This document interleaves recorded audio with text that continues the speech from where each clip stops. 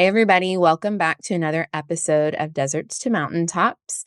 I'm Jess Buchanan. I am the founder and creator of Soul Speak Press, which is a non-traditional publishing company that serves women who've been through something. Now they know something and they want to teach us something. And I am joined by one of our contributing authors to Deserts to Mountaintops Volume 2, our Choosing Our Healing Through Radical Self-Acceptance. Emily Cartwright is here to share a little bit about her experience, her Deserts to Mountaintops moments, and then the writing experience. Emily, welcome. Thanks, Jess. Thanks for having me on here. I have to say, okay, this is like total vulnerability here, but I was making a list on New Year's Day yesterday of all the things I'm grateful for and all the people in my life that I'm grateful for. And you are on my list because you have been such a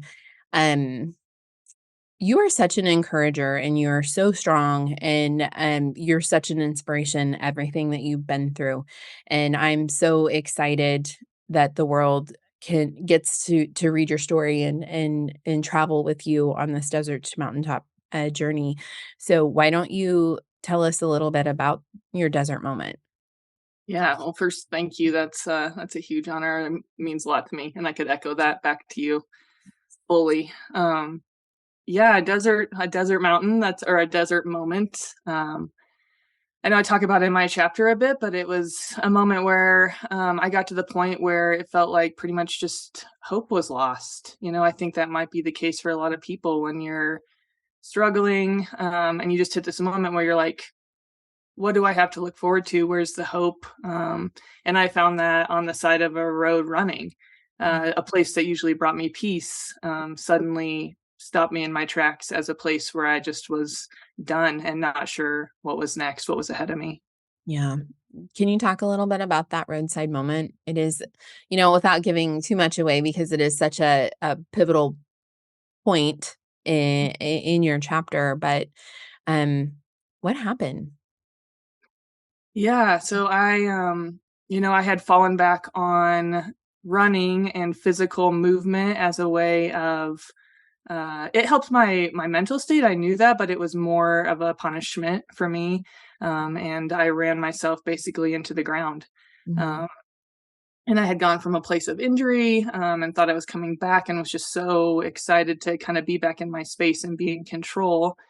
And started out on a run and stopped, and for some reason on that run it just washed over me that this wasn't a way that I could control my life anymore. This wasn't sustainable. But there was no answer as to what was.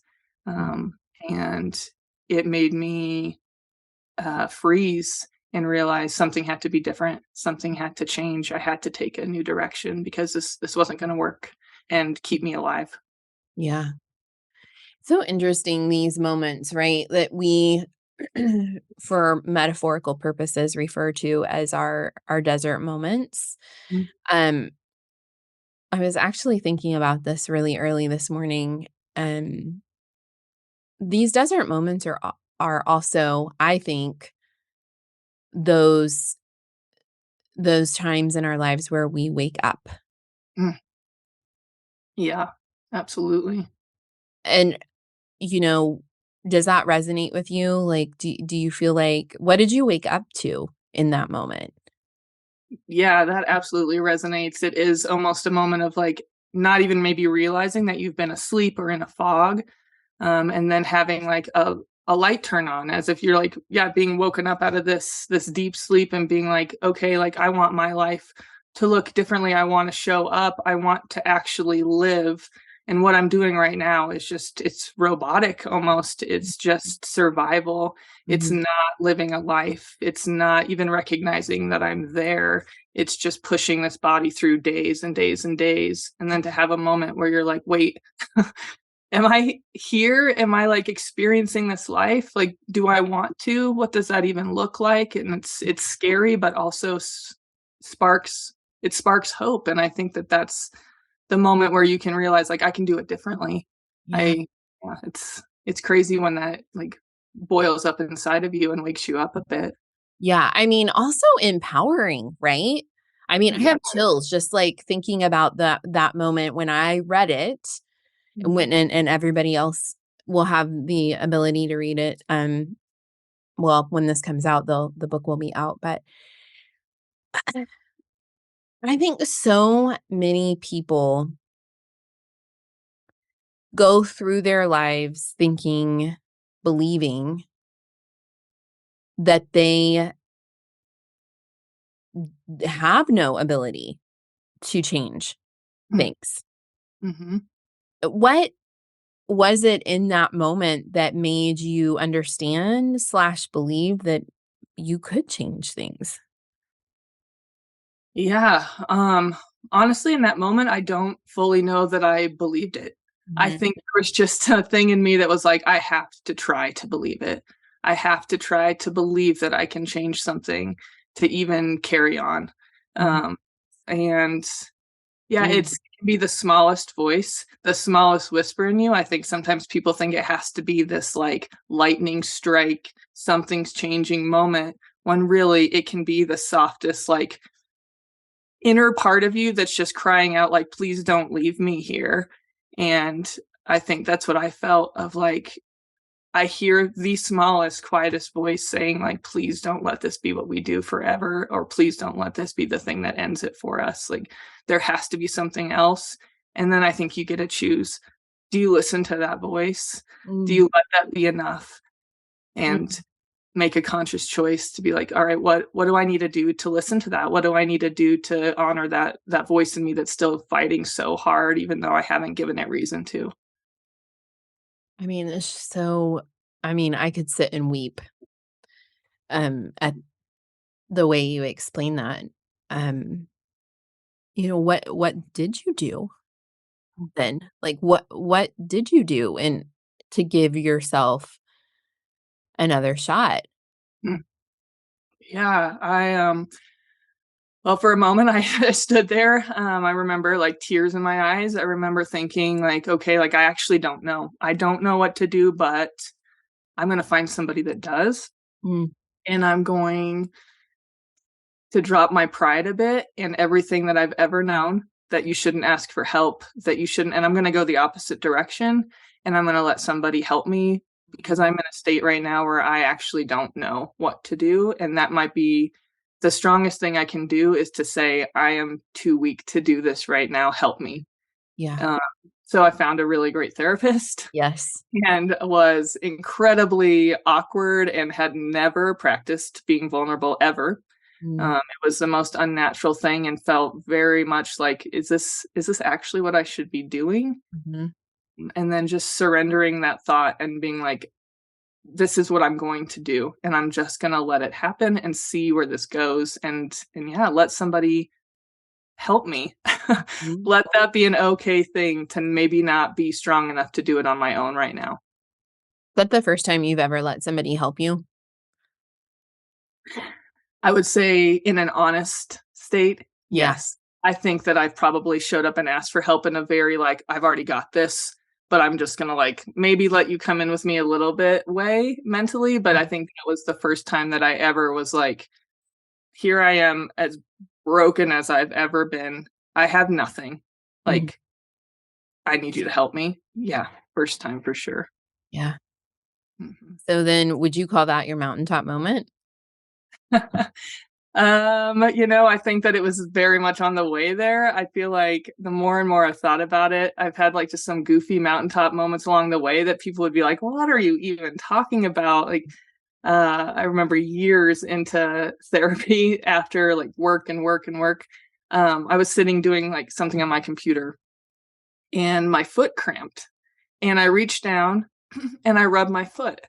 Mm, And it stopped me in my tracks, Jess. I sat there for a while and cried, as this has been like a thing now, I cry a lot now, yeah.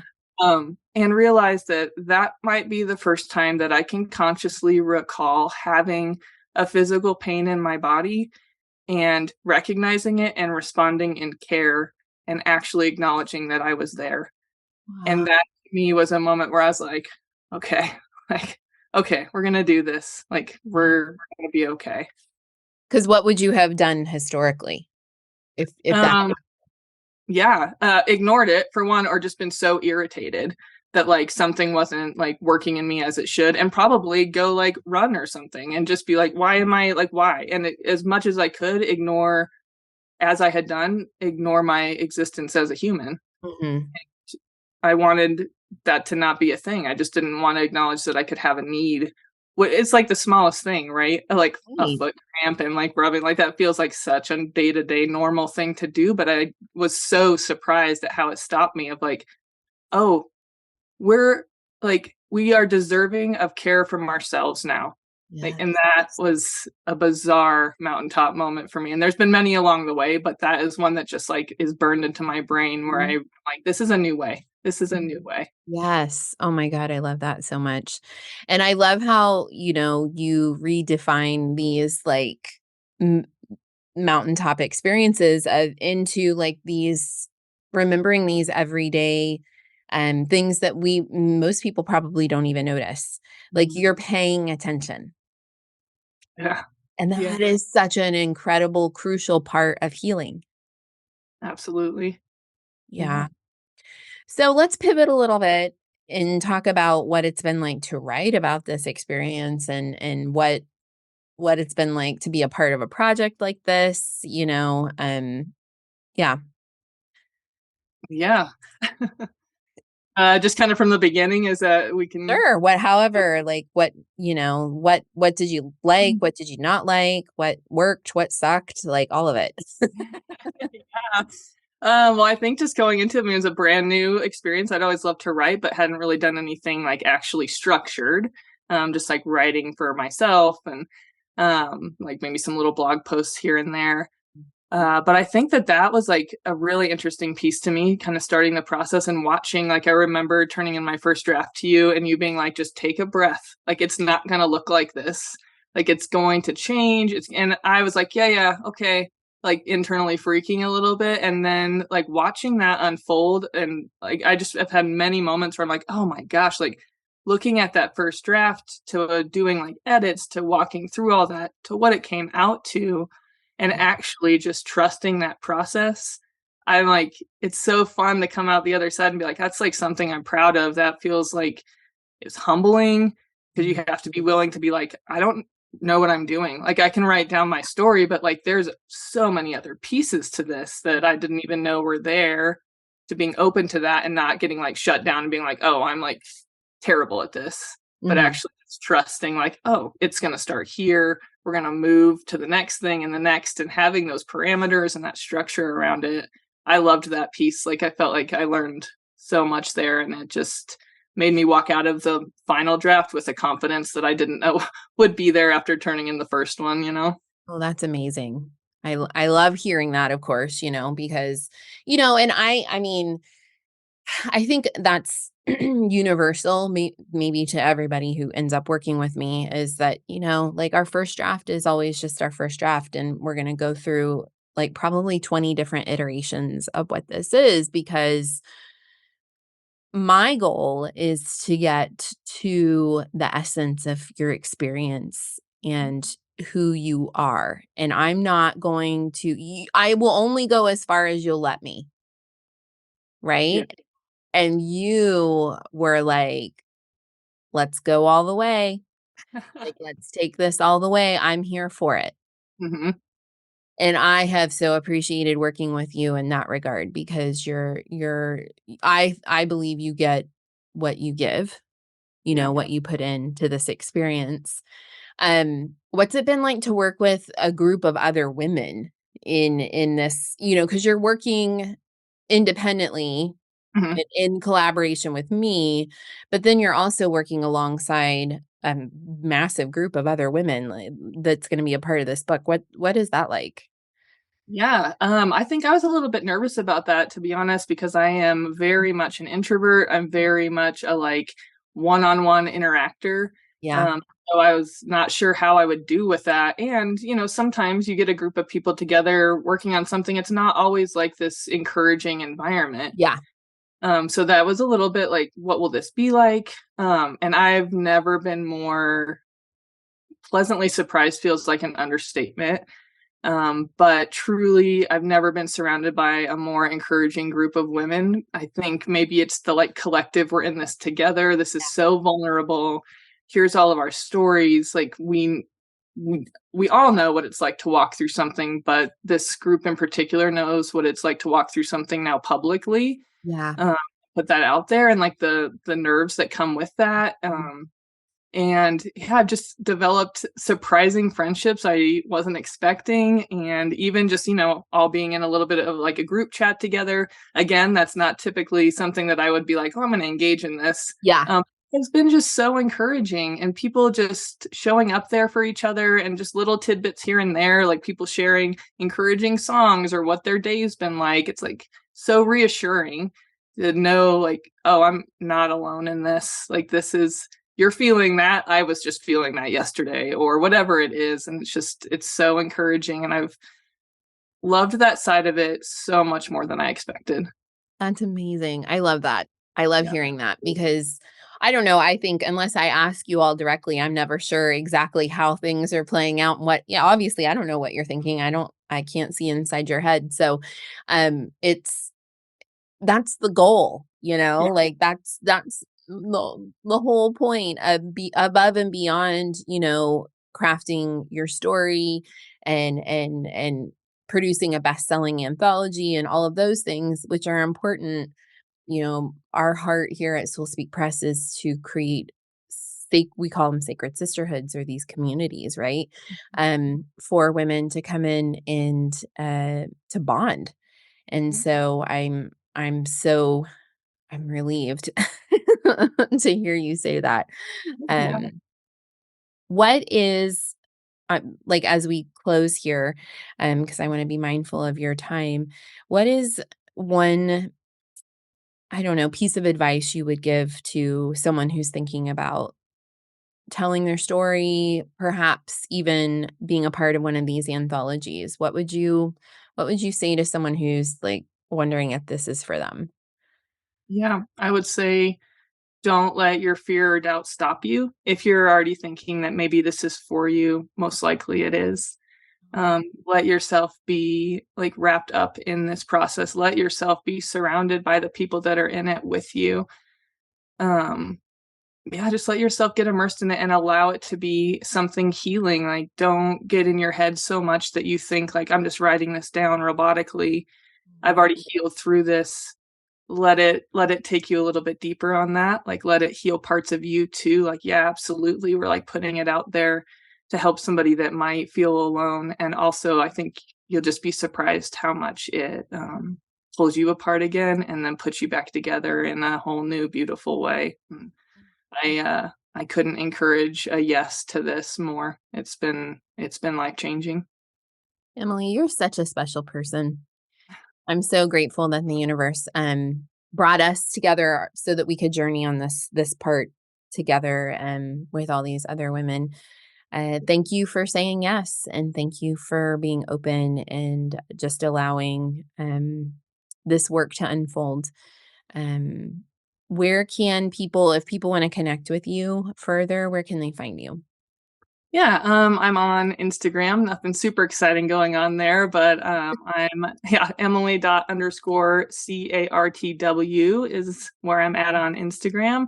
That's my main social platform, and yeah, I'd love to connect with people. And I think this is so fun. You own a coffee shop. I do, yeah. I own a little small town coffee shop. It's called the Midland Stop in Buena Vista, Colorado. And it's so fun. It's just a really community-based little shop. So you can also follow me on there. Perfect. And if anybody's in Buena Vista, Colorado, we can Yeah, stop by, right? yeah. Come and get caffeinated. We're here for it. Awesome. I love it. All right. Well, thank you so much. And I really hope that you keep writing. Yeah, I do too. I appreciate it, Jess. Thank you.